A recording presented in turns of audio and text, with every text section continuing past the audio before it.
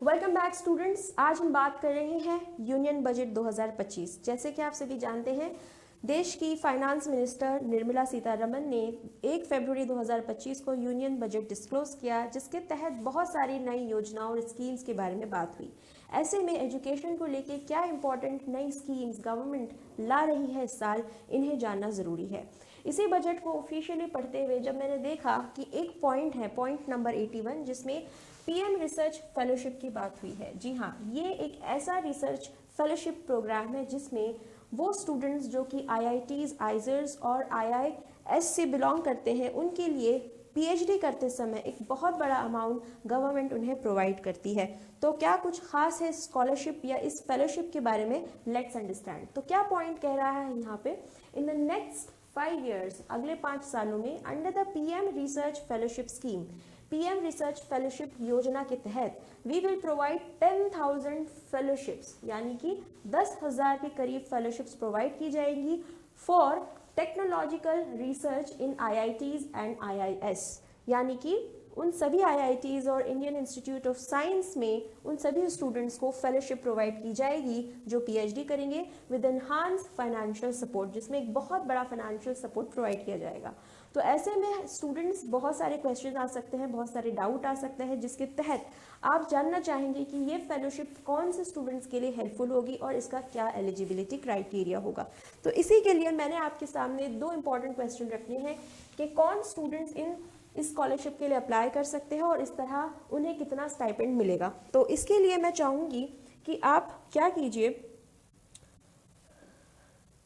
आपने official site पर visit करना है। Now this is the official website of prime minister research fellowship. So basically PM research fellowship 2.0 जो कि announce हुआ है इस साल के बजट में, इससे पहले 2 साल तक ये फेलोशिप स्थगित कर दी गई थी, जिसके कारण ऑफिशियली कभी डिस्क्लोज नहीं हुए हैं। लेकिन इससे पहले ये पीएम रिसर्च फेलोशिप ऑलमोस्ट काम कर रही थी साइंस और टेक्नोलॉजी के उन स्टूडेंट्स के लिए जो इस फील्ड में पढ़ रहे हैं या पीएचडी की तैयारी कर रहे हैं। तो इस साल इस पीएम रिसर्च फेलोशिप को 2.0 का नाम दिया गया है बिकॉज इसमें बहुत सारी नई चीज़ें ऐड होने वाली हैं जो पुरानी स्कीम में एडेड नहीं थी। तो अगर आप इस वेबसाइट को एक्सप्लोर करेंगे तो you will get to know a lot of things. First of all, इसका इंटरफेस इतना सीधा और इतना स्मूथ है कि इसमें सारी जानकारी आपको मिल जाएगी। According to this research programme क्या बोला गया है कि welcome to prime minister research fellowship, it is called PMRF। ठीक है, इसे क्या नाम दिया गया है, इसे नाम दिया गया है PMRF का, where India's brightest mind coverage to redefine the future, जहां पर ऑफ कोर्स ये भारत के उन सभी युवकों के लिए एक बहुत बड़ा अवसर है जो कि एक फुल टाइम रिसर्च प्रोग्राम पर पार्टिसिपेट करना चाहते हैं और जिन्हें एक बहुत बड़ा फाइनेंशियल सपोर्ट गवर्नमेंट के द्वारा मिलेगा। सो PMRF क्या ऑफर करता है, ये फेलोशिप ऑफर करता है as well as research grant. ये फेलोशिप्स और रिसर्च ग्रांट ऑफर करता है, किन्हें ऑफर करता है, उन सभी पीएचडी स्कॉलर्स को, इन सभी पीएचडी स्कॉलर्स को जो इंडिया में इंडिया के बड़े मेजर सेंट्रल इंस्टीट्यूट से पढ़ाई कर रहे हैं in the field of science and engineering. So इससे एक सवाल का जवाब ये मिलता है कि वो स्टूडेंट्स जो साइंस और टेक्नोलॉजी के बैकग्राउंड से हैं उनके लिए एक बहुत बड़ा अवसर है। इसके अलावा अगर if we scroll further you will get to know, जैसे जैसे आप इसे स्क्रॉल करेंगे तो आपको कुछ और इन्फॉर्मेशन यहाँ मिलती जाएगी और यहाँ मिलेगी आपको information related to the stipend. तो वो स्टूडेंट्स जो साइंस और टेक्नोलॉजी की फील्ड से बिलोंग करते हैं और आने वाले दिनों में पीएचडी की तैयारी कर रहे हैं, तो उनके लिए ये फेलोशिप प्रोग्राम काफ़ी हेल्पफुल होगा। अगर आप स्टाइपेंड की बात करें तो यहाँ पर पहले साल में आपको 70,000 तक का स्टाइपेंड मिल सकता है। अब अगर आपको अंदाज़ा है, अगर यूजीसी नेट की तैयारी कर रहे हैं और जो बच्चे जेआरएफ क्रैक करने का ख्वाब रखते हैं, तो जेआरएफ में ऑलमोस्ट 40 to 45,000 एक्सपेक्टेड होता है कि आपको जेआरएफ से मिले। बट ये रिसर्च फेलोशिप आपको पहले 2 साल 70,000 तक की स्कॉलरशिप प्रोवाइड करती है। तीसरे साल इसमें 5,000 का इंक्रीमेंट होता है, इसलिए ये अमाउंट होता है 75,000 और चौथे 5वें साल में आपको ये अमाउंट 80,000 पर मंथ तक जा सकता है। ठीक है, इसके अलावा यहाँ पर कुछ मिशन स्कोप और स्टूडेंट्स की बात हुई है। तो अगर आप स्टूडेंट्स देखें तो 2 तरह से इस फेलोशिप को अचीव किया जा सकता है। एक होता है डायरेक्ट एंट्री लेवल और एक होता है लैटरल एंट्री। यहाँ पे डायरेक्ट एंट्री लेवल उन स्टूडेंट्स के लिए है जो ऑलरेडी अपने एग्जिस्टिंग प्रोग्राम में, यानी कि जो ऑलरेडी मास्टर्स में, जैसे सपोज कोई एमटेक कर रहा है तो ऑलरेडी इस मास्टर्स के प्रोग्राम में एनरोल्ड है, या कंसोलिडेटेड 5 साल का एमटेक कर रहे हैं, या एमएससी कर रहे हैं 2 साल का, या कोई पूरा एक अंडर ग्रेजुएट 5 इयर्स का प्रोग्राम कर रहे हैं।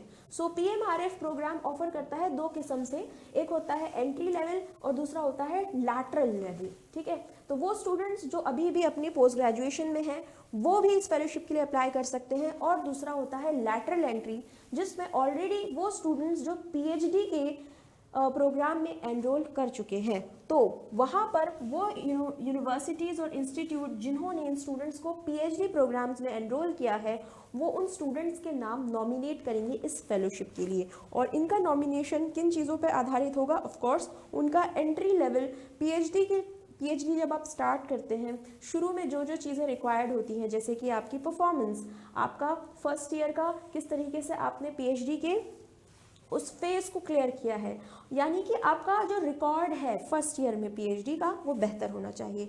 तो 2 तरह से आप यहाँ पर एंट्री कर सकते हैं। इसके अलावा इसका स्कोप क्या है?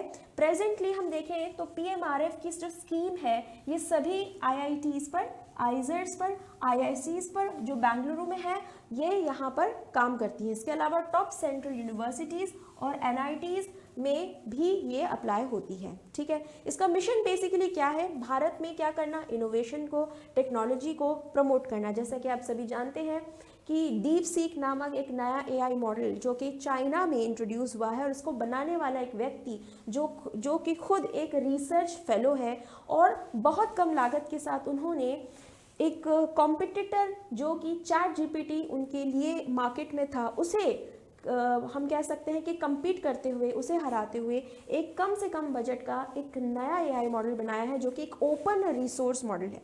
तो आप समझ सकते हैं स्टूडेंट्स, जब इस तरह की इनोवेशंस हम किसी कंट्री में, किसी सोसाइटी में देखते हैं, तो इस इनोवेशन के पीछे लगने वाला फंडिंग जो गवर्नमेंट की तरफ से प्रोवाइड होता है स्टूडेंट्स को, ठीक है, और ये स्टूडेंट्स जो है अपने समय का सही इस्तेमाल करके फाइनेंशियल बर्डन से बाहर निकलते हुए अपना पूरा समय इन सभी इन्वेंशंस पर, इन सभी न्यू इनोवेटिव आइडियाज़ पर स्पेंड कर पाते हैं। और ये करने का अवसर उन्हें तभी मिलता है जब वो financially they become when they become financially independent। तो ऑफ कोर्स इस फेलोशिप के तहत एक जो रीज़न है for the government of India to build a new what you call a place for the students who can become more creative. तो सवाल यहाँ पर यह आता है कि क्या ये फेलोशिप सोशल साइंसेस के लिए है या नहीं।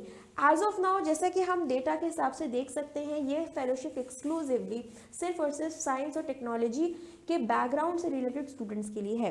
बट हमें ऑफिशियल अनाउंसमेंट का वेट करना होगा कि आने वाले दिनों में इसमें दूसरे साइंटिफिक सब्जेक्ट्स जैसे कि फिजिक्स, केमिस्ट्री या बायोलॉजी जैसे सब्जेक्ट में इसमें इन्वॉल्व होंगे या नहीं। तो we have to wait a little more where we have to see कि if there is any kind of introduction of new subjects come.